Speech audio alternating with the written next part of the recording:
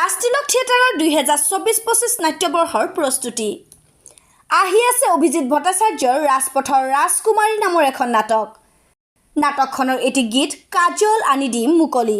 ভাবি ভাবি নকৰিবি মোক দূৰ সুখে দুখে উৰি জীৱন লগৰী সন্তুৰ তই আপোন হিয়াৰ দাপোন ৰঙীন সপোন ৰঙা নীলা শাৰী কিনি দিম বজাৰলে গৈ তই সাজি কাচি আহিবি হিৰইন হৈ। ৰঙা নীলা শাৰী কিনি দিম বজাৰলে গৈ তই সাজি কাচি আহিবি হিৰইন হৈ। লগৰ ল'ৰা বাইকে খনো খুজি আনিম গৈ তোকে উঠাই ষ্টাইল মাৰি যাম ফুৰিব।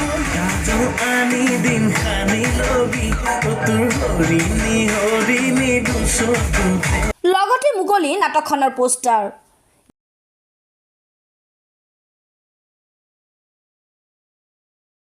আমাৰ খুবেই ষ্ট্ৰং এক্টিং ষ্টাফটোৱে হওক বা লগতে আমাৰ মিউজিকৰ মানুহখিনিৰ কথাও ক'বলৈ যাম, বিৰাট মানে ছুপাৰ টেলেণ্টেড হয় তেখেতসকলো।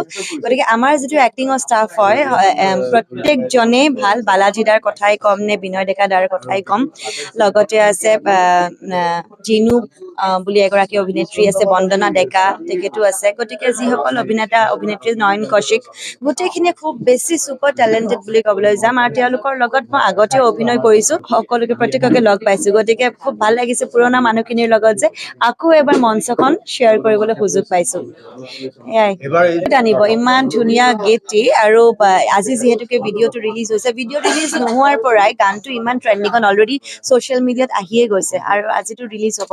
গতিকে ৰিলিজ হোৱাৰ বাবে আপোনালোকে ইয়াতেই কৈ দিছো যে ৰাজতিলক থিয়েটাৰৰ যিটো ইউটিউব চেনেল আছে সেইটো যাতে আপোনালোক সকলোৱে চাৰ্চ কৰি ছাবস্ক্ৰাইব কৰে, চ' ডেট আমি এইবছৰ যিখিনি আমি কাম কৰি আছো বিহাইণ্ড দ্য চিন, ৰিহাৰ্চেলতে হওক বা ষ্টেজতে হওক, যিকোনো আপোনালোকে ভিডিঅ' যদি চাবলৈ বিচাৰে আমাৰ তেতিয়াহ'লে এই ৰাজতিলক থিয়েটাৰ ইউটিউব চেনেলটো আপোনালোকে বিচাৰিলে তাতে সমস্তখিনি পাই যাব। আৰু অলৰেডি গানটো যিহেতুকে ট্ৰেণ্ডিঙত আহি গৈছে,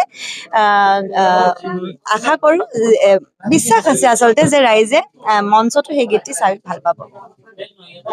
শীৰ্ষক আজি এটা গান ৰাষ্ট্ৰীয় থিয়েটাৰ 2024-25 নাট্যবৰ্ষৰ কাৰণে মুকলি কৰি দিয়া হৈছে। এটি বৰ ধুনীয়া গান, মানে নিজৰ ভাল লগা গান। কাজল আনি দিম নীলাভনীতাই গাইছে আৰু প্ৰাণদীপে গাইছে। সঁচাকৈ বৰ ধুনীয়া গাইছে গানটো, আৰু অজয় ফুকনে মিউজিক ডিৰেকশ্যন কৰিছে। সঁচাকৈ বৰ ধুনীয়া লগা এটা গান। আৰু গানটো আমি যেতিয়া শ্বুটিঙত কৰিছিলোঁ 24 ঘণ্টা, প্ৰায় মোৰ অভিনয় জীৱনৰ ইমান সময় একেলেঠাৰিয়ে শ্বুটিং কৰা মোৰ ৰেকৰ্ড নাই।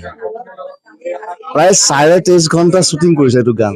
এইটো ভাগৰ লগা নাছিলে, শেষত গৈ পেলাই ঘৰত ভাগৰ লাগিছে, কিন্তু 23.5 ঘণ্টা মোৰ শ্বুটিং জীৱনত মই আজিলৈকে ইমান সময় মই কৰা নাই।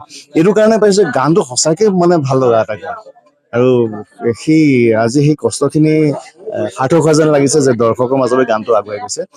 মই আশা কৰোঁ আমাৰ অসমৰ দৰ্শকে যদি গানটো আঁকোৱালি লয়, আমি আগুৱাই যাবলৈ সক্ষম হ'ম, আমাৰ কষ্টখিনি সাৰ্থক হ'ব। মই অনুৰোধ জনাইছোঁ আপোনালোকৰ যোগেদি যে অসমৰ ৰাইজে গানটো চাওক, উপভোগ কৰক। গতিকে সুন্দৰ গান আপোনালোকৰ মাজলৈ আহিছে আৰু আমাক আশীৰ্বাদ কৰক যাতে এইবাৰ ৰাষ্ট্ৰীয় থিয়েটাৰ আগুৱাই যাব পাৰে। Thank U. বিখ্যাত হিট নাটক জলদস্যু কৰিছো যতীন বৰাৰ। এইকাৰণে কৰিছো কাৰণ কিয় প্ৰযোজকসকলৰ ফালৰ পৰা যিটো স্বাধীনভাৱে কাম কৰাৰ যিটো আমাক মানসিকতা তৈয়াৰ কৰি দিয়ে, পৰিৱেশ দিয়ে, সেইকাৰণে। আৰু ৰাজতিলক থিয়েটাৰ এইবাৰ এইটো গান কাজল আনি দিম হিট, কাজলো আনি দিম, লিপষ্টিকো আনি দিম, ৰঙা নীলা শাৰীও আনি দিম, সকলোৱে পিন্ধিলে হ'ল। আৰু পিন্ধি প্ৰথমতে আপোনালোক সকলোকে মই ধন্যবাদ জনাই লৈছোঁ, ইমান ধুনীয়াকৈ আগ্ৰহেৰে আমাৰ এই অনুষ্ঠানটো কাভাৰ কৰিম বুলি আগবাঢ়ি আহিছে, আমাৰ নিমন্ত্ৰণ ৰক্ষা কৰি। আটাইলৈ ধন্যবাদ।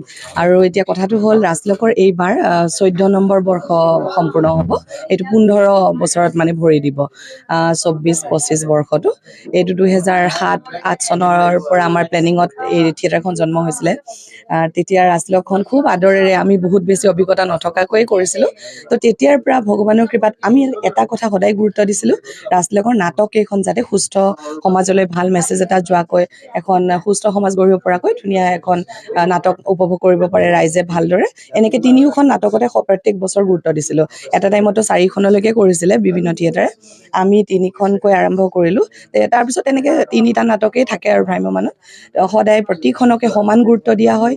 কেতিয়াও কোনো স্পেচিফিক নাট্যকাৰ, স্পেচিফিক এক্টৰ নাটকৰ স্পেচিফিক গান এই ধৰণৰকে আগবঢ়াই দিম বুলি আমাৰ প্লেন নাথাকে। তিনিওখন নাটক সমানে যাতে ৰাইজে আঁকোৱালি লয়, কিন্তু কেতিয়াবা কি হয় সেইটো কৰিবলৈ যাওঁতে এখন দুখনৰ জনপ্ৰিয়তা অলপ কম থাকে আৰু এখন দুখন খুব ভাল হৈ যায়। আৰু এনেকে ভগৱানৰ কৃপাত, নটৰাজৰ কৃপাত প্ৰত্যেক বছৰ আমি এখন দুখনকৈ অন্ততঃ ভাল নাটক ৰাইজৰ মাজলৈ বঢ়াই দিবলৈ সক্ষম হৈছো। এইটো ৰাণীত আছে, ৰাণীতেই আমাৰ আখৰা গৃহ পাৰ্মানেণ্টলি। কিমান দিন হ'ল আখৰা কৰিব? আপোনাৰ আৰম্ভ হৈছে জুলাই মাহৰ 8 তাৰিখৰ পৰা, গতিকে এইখিনি চলি আছে আৰু। এনেই কেতিয়াৰ পৰা থিয়েটাৰখন 18 আগষ্ট আমি প্লেন কৰিছো, 18 আগষ্ট। ধন্যবাদ। নিউজ ডেস্ক ৰিপৰ্ট ইত্যাদি A to Z।